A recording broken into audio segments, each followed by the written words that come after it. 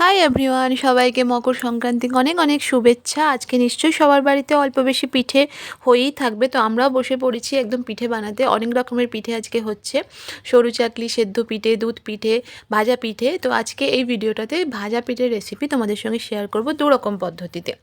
মানে একটা হচ্ছে যে একটু হেলদিভাবে আর একটা হচ্ছে টেস্টি ভাবে। আমাদের বাড়িতে আজকে তো তার আগে সোহাগের কমেন্টটা একটু শুনে নাও। দেখো দেখো এই দেখো এরকম করে বাটি রয়েছে আদে মায়েরা পিঠে করছে, ও চলে দিচ্ছে ওকে ভিডিও করতে শুরু করে দিয়েছে। এই যে থালায় রয়েছে, তুই পুরটা অর্ধেক খেয়ে নিয়েছিস বল। দিয়ে তারপর ভাজা হবে। থালাটা দেখি দাও। তো এখানে অলরেডি আমরা পিঠে বানাতে শুরু করে দিয়েছি। ভাজা হবে বলো। তো এরপর তোমাদের সঙ্গে শেয়ার করব যে ডোটা কিভাবে বানাবে ভাজা পিঠের। তো এখানে মুগ ডাল আর রাঙালু প্রথমে প্রেসারে সিটি তুলে নিয়ে তারপর সেটাকে চাল গুঁড়ির সঙ্গে ঠান্ডা করে মেখে নিতে হবে। অল্প একটু গুড় দিয়ে দেবে, এগুলোকে এবার ভাজা হবে।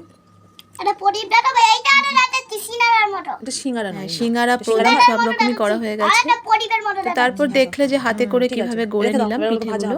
তো এরপর এগুলো ভাজা হবে।